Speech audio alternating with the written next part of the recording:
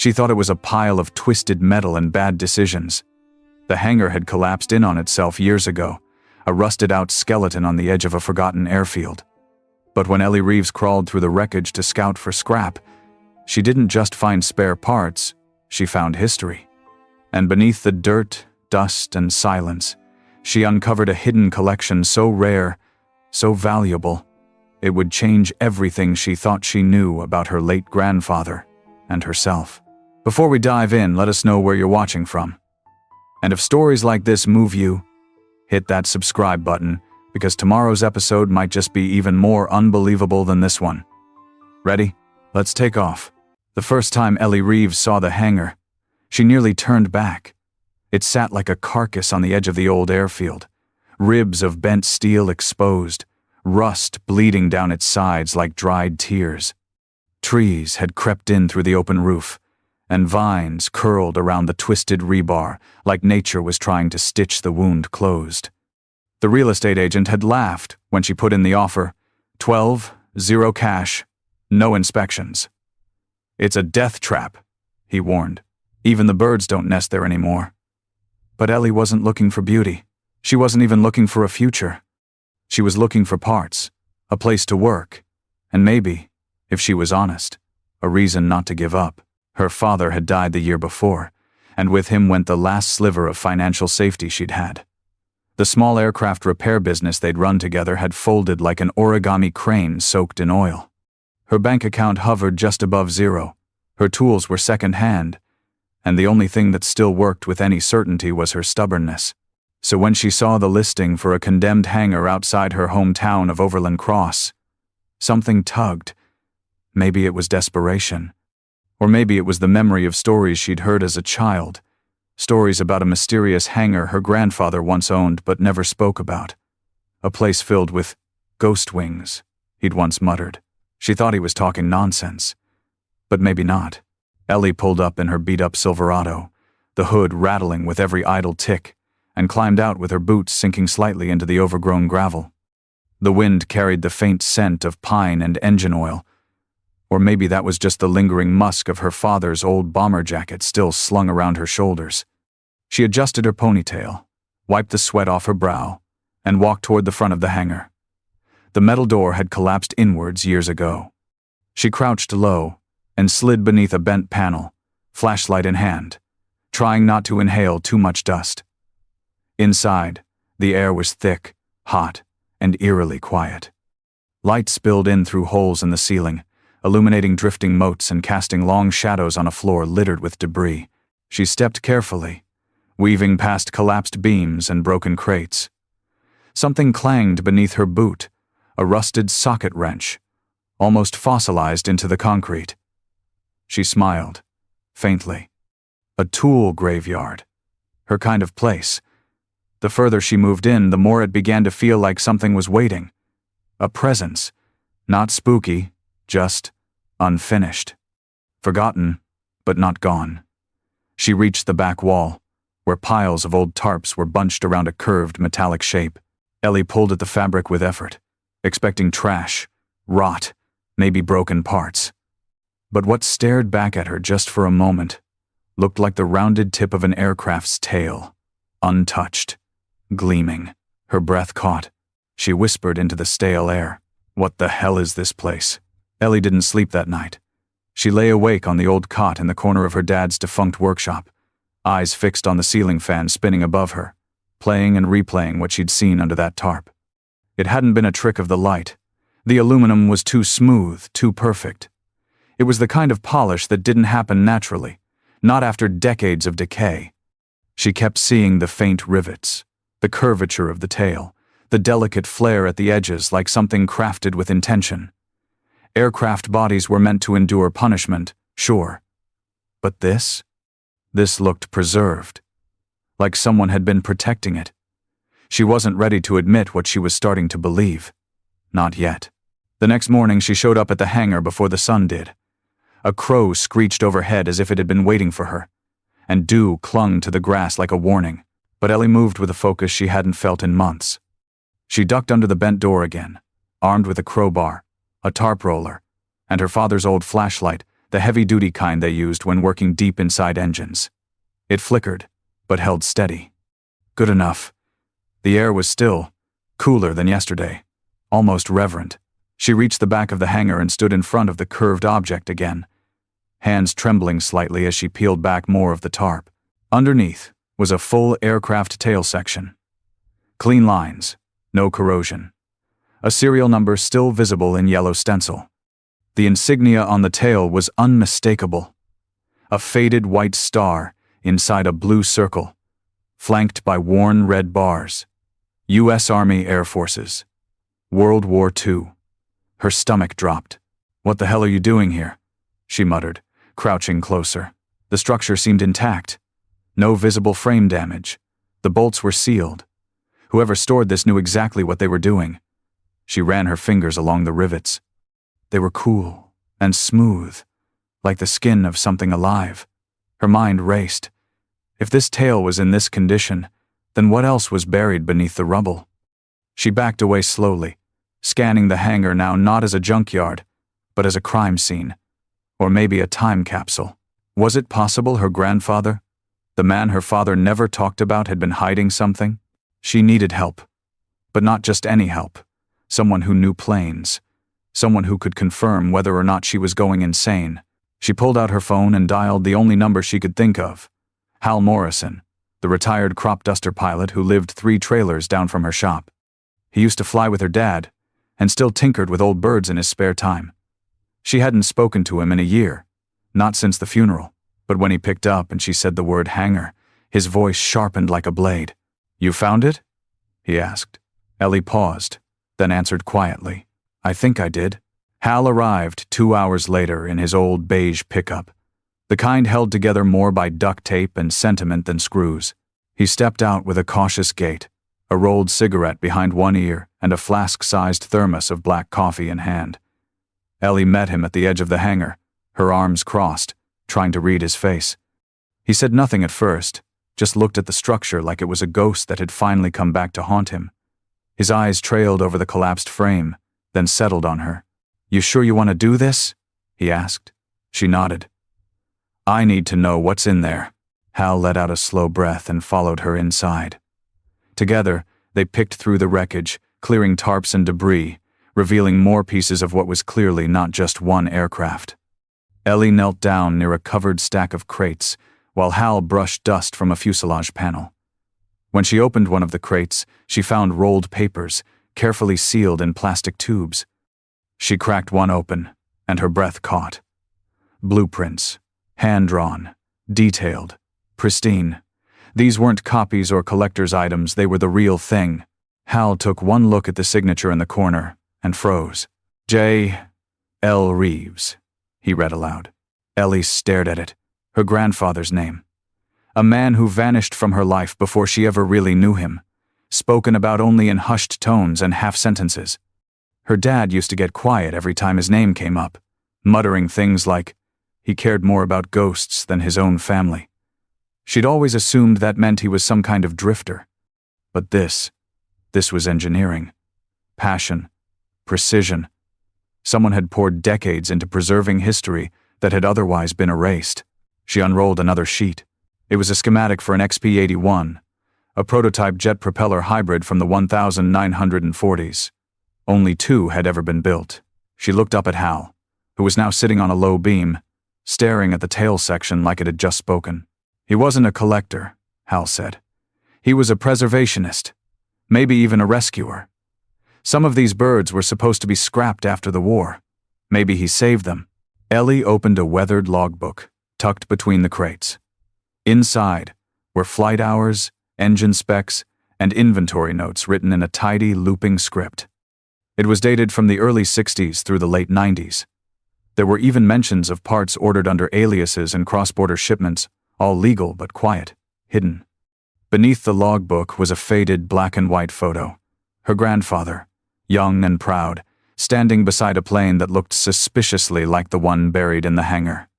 Standing beside him, a man Ellie would later realize was her father, maybe 10 years old, holding a wrench nearly as big as his arm. She sat back on her heels, overwhelmed. This wasn't just forgotten history. This was family. The next morning, Ellie showed up at the hangar with a tarp full of tools and a notebook full of questions. She'd hardly slept, mind racing through 1,000 what-ifs.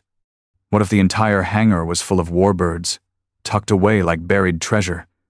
What if her grandfather had been more than a reclusive hoarder? What if this wasn't just about history, but redemption? The sun hadn't yet crested the trees when she rolled open the makeshift side panel and stepped inside. The air smelled faintly of oil and pine needles, the way old hangars always do, but something had changed. Maybe it was the way light now filtered through the broken rafters and landed directly on the tail of the aircraft, like it wanted to be seen. Or maybe it was the way her own hands moved slower, more intentional, as she knelt to remove the panels around the fuselage, peeling back time one bolt at a time. She had spent her whole life around planes, grew up sweeping the floors of her father's shop, handing him tools before she could spell wrench. But this felt different. This wasn't maintenance. It was archaeology. Every part she uncovered wasn't just a mechanical piece, it was a question. Why had her grandfather hidden these? Why had no one spoken about it? And why, of all people, had it fallen into her hands? By mid-morning, Hal returned, carrying a box of his own labeled parts and a bottle of mineral spirits. He didn't speak much, just nodded to her like she'd passed some unspoken test. Together, they worked in a quiet rhythm, cutting away rotted insulation and peeling off old decals. Occasionally, Hal would mutter something like, "That's a Merlin engine port," or "This gear housing is from a Lockheed." But mostly, they worked in silence, letting the history speak for itself. Around noon, Ellie found another stash buried beneath warped floorboards.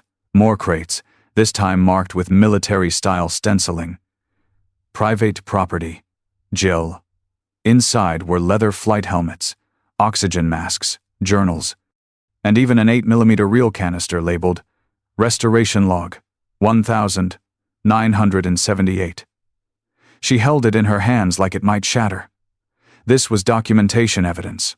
Her grandfather had cataloged everything, but why keep it all buried? Hal watched her closely. "Your dad ever talk about him?" "Only to say he left," she replied. No details, just bitterness. Hal scratched his chin, sighing. Maybe he didn't leave. Maybe he just stayed behind in a world no one else wanted to carry. That night, Ellie sat in her garage office, flipping through the logbook she'd taken home. One entry caught her eye. December 4th, 1990, 2 P-50. One Mustang is almost fully restored. Caleb's paint job held up better than I thought. Can't bring myself to fly it. Not yet. She stared at the name Caleb circled in ink. Her father. He had helped. He knew. He'd been part of this. And then walked away from it. Completely. Or maybe he'd been pushed away. She closed the book slowly. This wasn't just restoration anymore. It was inheritance. By the 5th day, the hangar had shifted from a wreck to a revelation. The collapsed beams had been cleared from one half of the structure, and sunlight now spilled across the concrete like a spotlight searching for forgotten names. Ellie's arms were scraped and her hands blistered, but her determination only deepened. Every layer of dust she brushed away, every bolt she loosened, made her feel closer to the truth and to the man her family had tried to forget. That morning, Hal brought someone new, Roger Lynn, a retired Air Force mechanic turned aviation historian, who Hal described simply as the guy you call when you find something you're not supposed to. Roger was quiet, round-shouldered, and wore thick glasses that kept slipping down his nose. But the moment he stepped into the hangar, he stopped in his tracks like he'd entered a cathedral. His gaze fell on the exposed tail section, then drifted to the crates of blueprints, the scattered logbooks, and finally, to the tarp-covered bulk Ellie had been carefully excavating for days. "Do you know what this is?" Roger asked, voice low. "Not yet," Ellie said. "But I've got a feeling you're about to tell me." Roger crouched down and ran his hand along the gleaming aluminum curve. Then he pointed to a serial number etched along the rivet line. P-51D. Not a replica. This one's real. Built mid-1944. See this marking? That's original manufacturing. And this... He stepped back as Ellie pulled more tarp away. This isn't just any Mustang. This one was customized post-war. Look at the intake. Look at the trim tabs. Somebody put serious love into this. Ellie knelt beside him, heart thumping. My grandfather, and maybe my dad. Roger raised his eyebrows. Then they had good hands. This thing is immaculate. I've seen hangar queens that didn't survive this well. They spent the rest of the day in a flurry of controlled excitement. Roger confirmed that several of the crates contained NOS new old stock warbird parts, likely purchased under the table before disposal regulations tightened. Even Hal seemed stunned. As they uncovered the plane's full fuselage, Ellie felt like she was opening a sarcophagus, reverent, patient, careful not to disturb the soul within. By late afternoon, the full body of the P-51 had emerged. The landing gear was folded neatly beneath, wings slightly clipped to fit within the space, and the cockpit canopy sealed with tape older than Ellie herself. The silver finish gleamed like it had been waxed yesterday. She stepped back and just stared. There, in the middle of a forgotten hangar, stood a perfectly preserved warbird, a time machine built of aluminum and pride. Hal finally broke the silence. You realize what this means, right? Ellie swallowed. That this isn't the only one. He nodded. And if the rumors are true, Roger finished the thought. You might be standing on top of the most valuable private aircraft collection in North America. Ellie looked at the plane, then at her calloused hands. All she could whisper was, why us? Ellie didn't want to go viral.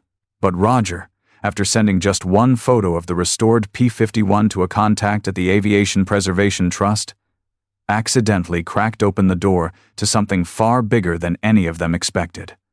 Within 48 hours, someone from a national museum had called. By 72, a private collector in Texas was offering 6 figures for just the fuselage. Ellie refused both, hanging up with a polite but firm, "It's not for sale." She didn't want money. Not yet. She wanted answers. Roger returned to the hangar that Friday with 2 more experts and a portable light scanner. They combed through the remains of the structure like a forensic team, analyzing crates, checking blueprints, and tracing the foundation with infrared. The scanner flagged irregularities in the concrete places where the floor had been altered, possibly hollowed out. A hidden vault, Roger guessed. Ellie's grandfather hadn't just stored planes here. He'd designed the entire hangar as a fortress for them. Ellie sat on an overturned toolbox, flipping through a bundle of old receipts tucked inside a tin lunchbox. They were faded, but legible. Parts, purchases from across the country, shipping invoices, even payments to small-time fabricators, all under pseudonyms. J. Reeves wasn't just a restorer. He was a secret archivist of aviation history, and her father Caleb had helped him build it. That discovery twisted in her gut. If her dad had been part of this, why had he never told her? Why hide it? Die with it? Hal joined her on the box, rubbing his hands clean with a rag. Your grandfather wasn't eccentric, he said. He was scared. The world didn't care about these birds anymore. Scrapyards were melting them down for pennies a pound. Maybe this was the only way he knew to keep them safe. Ellie looked at him. Then why keep it secret from his own son? Maybe he didn't, Hal said quietly. Maybe your dad knew and just couldn't live up to the weight of it. Those words landed hard. That night, Ellie went home and watched the old 8mm film they'd found earlier. It was shaky, grainy, and silent. But it showed her grandfather working on the P-51, welding in the dusk light, sweat dripping from his forehead. In one frame, Caleb entered, no older than 16, holding a set of blueprints and laughing silently. They worked together, side by side, no narration needed. She paused the video and stared at the frozen image father and son in a forgotten hangar, building something they both believed in. She wiped her eyes and whispered, "Why'd you walk away, Dad?" Back at the hangar the next morning, the team uncovered what they'd been scanning for, a buried stairwell beneath a false wall. Rusted handles, concealed bolts, and a narrow descent leading underground. Ellie's hands trembled on the latch. You ready? Hal asked. She nodded, And when the door groaned open, cold air rushed up from below, along with something else. Jet fuel, dust, and a faint, electric sense of awe. They hadn't just found a vault. They had found the legend. The first thing Ellie noticed as she stepped into the hidden vault was how still everything felt. Not dead, not abandoned, just waiting. The staircase creaked under her weight, but the concrete below was pristine, untouched by the rot and collapse above. Lights flickered automatically as they descended, revealing a vast sub-level chamber lined with aircraft wings tucked tight. Canopies sealed, each bird resting like it had been placed there with reverence. 7 planes, maybe more, all in various stages of restoration. Some bore markings she'd only seen in textbooks. Others had no markings at all. Roger let out a low whistle. These are prototypes. One-offs. Experimental builds that shouldn't exist anymore.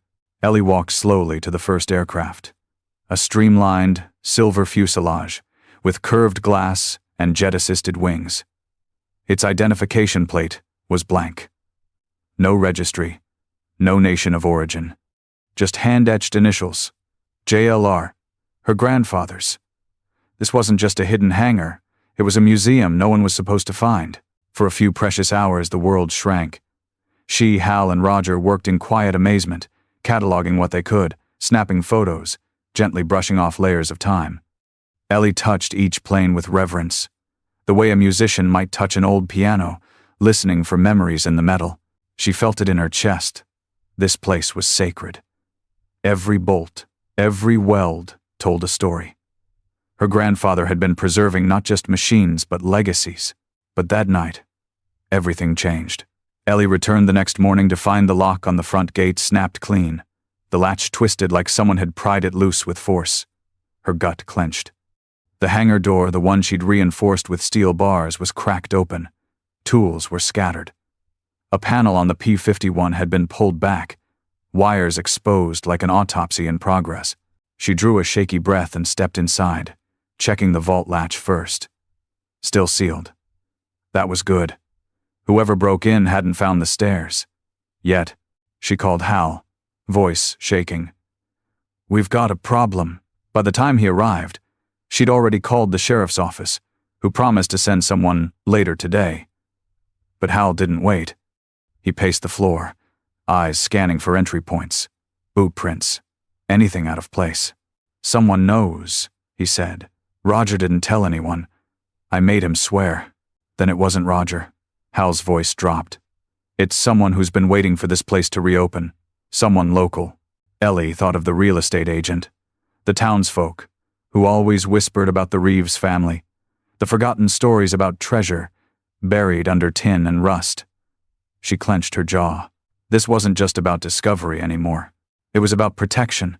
That night, she stayed at the hangar, slept in the front office with a flashlight and a wrench beside her pillow. She set up trail cams, added extra locks, and bolted the vault door shut from inside. If they were going to come back, they'd have to go through her. This wasn't just her inheritance anymore. It was her responsibility. Ellie didn't leave the hangar for 3 days. She slept in shifts, eating gas station snacks and washing grease off her hands with bottled water.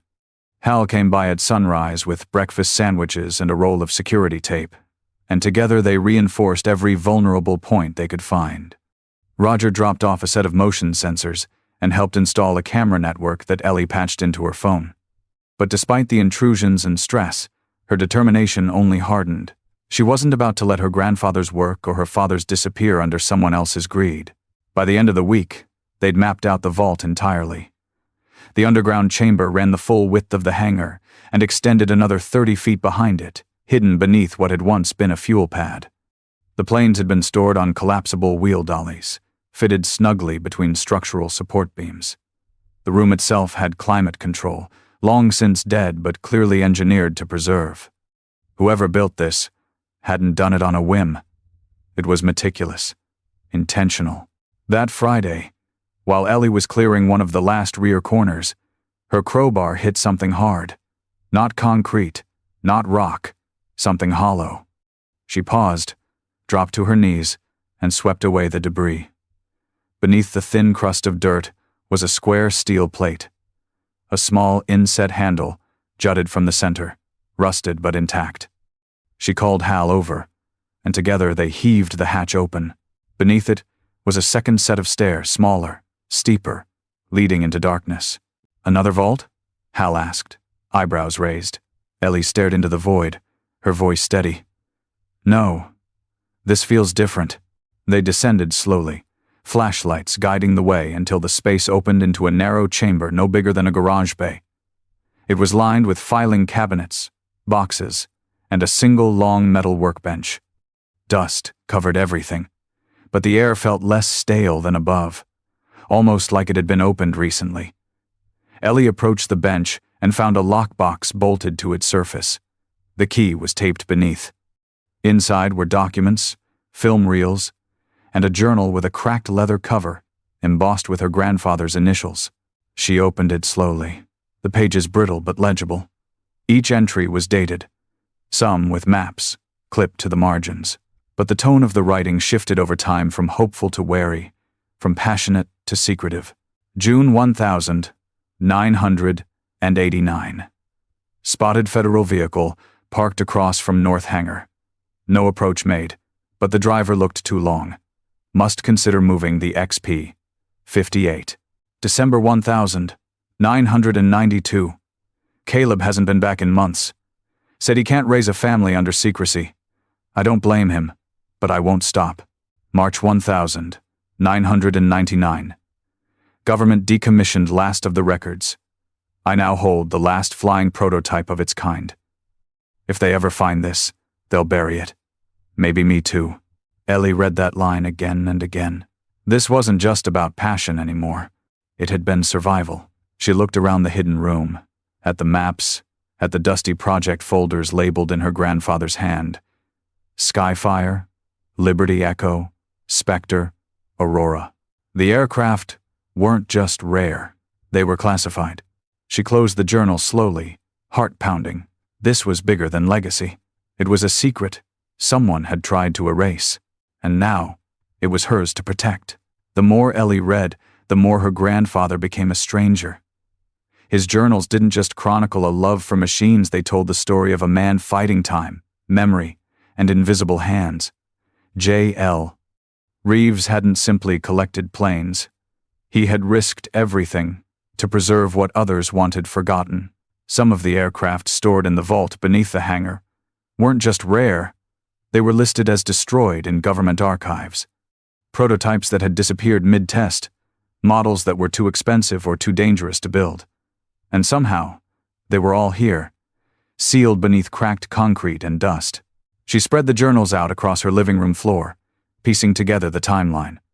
Her grandfather had started collecting in the early 1960s, right after retiring from a civilian defense project. Vague language that never quite explained what he'd really been involved in. One entry mentioned a test flight gone wrong.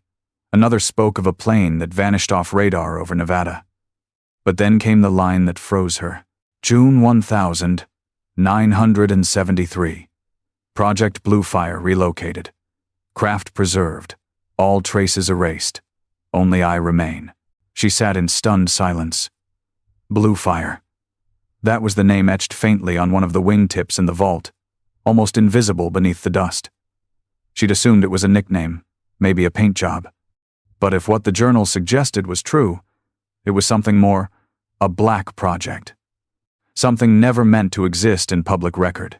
The next morning, Ellie called Hal and Roger. They met in the vault with fresh coffee and solemn faces.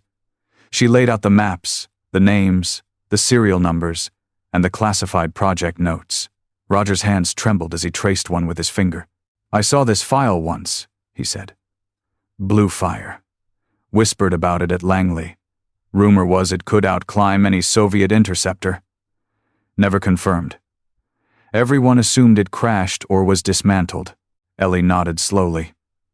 It wasn't. It's here. And it still looks intact. Roger paced. This isn't a garage project anymore, Ellie. This is government property.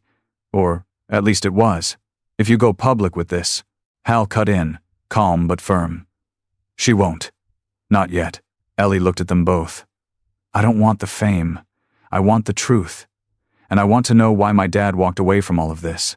That afternoon, she returned to the journal and found the final entry. February 2000. Caleb came back. Just for an hour. Told me he had a daughter on the way. Said he didn't want her growing up in shadows. I let him go. Told him the hangar would always be here. Just in case. Ellie blinked back tears. All this time, her father hadn't abandoned the past. He'd protected her from it. He'd chosen family over secrets. And now the weight of both rested on her shoulders. She walked slowly to the aircraft marked Blue Fire, ran her fingers along the smooth nose cone, and whispered, "You kept this alive for him. For me." And somewhere in the silence, she swore she could almost hear her grandfather's voice. "Fly it when you're ready." It was just after dawn, when Ellie wheeled the P-51 Mustang out of the hangar. The restored fuselage shimmered in the morning light, its polished skin catching the gold like it had been waiting for this exact sunrise. Leo, a high school junior who'd been helping Ellie after school, stood slack-jawed at the edge of the tarmac, holding a fuel hose like it was sacred.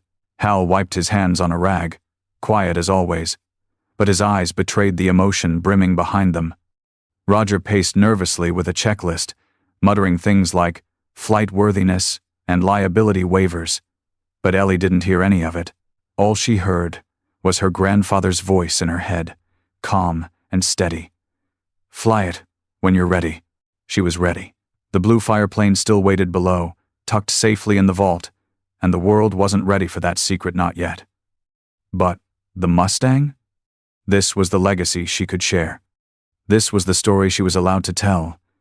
It was the plane her grandfather had restored with her father, the one she'd uncovered first, the one that started it all, and today it would fly again. She climbed into the cockpit, fingers steady on the worn controls. The leather seat was cracked but lovingly repaired, the instruments cleaned and recalibrated. She had memorized every switch, every throttle position. She knew this plane like she knew her own heartbeat. Hal gave her a thumbs up. Leo cheered. Roger filmed from a safe distance, swearing under his breath that they were all insane. And then Ellie turned the key. The engine coughed once, twice, then roared to life. Not violently, not in protest, but like a memory awakened. The propellers spun, the vibrations humming through the airframe and into her bones. She taxied to the end of the strip, eyes fixed forward, a smile tugging at the corners of her mouth. The town of Overland Cross watched from behind a chain-link fence. Word had spread. Dozens gathered with lawn chairs, coffee mugs, and smartphones. Most had no idea what they were about to witness. They thought this was just another antique plane brought back to life. But for Ellie Reeves, this was her family rising from silence. She throttled up. The wheels lifted, and the Mustang soared. It climbed into the blue like it had never left it.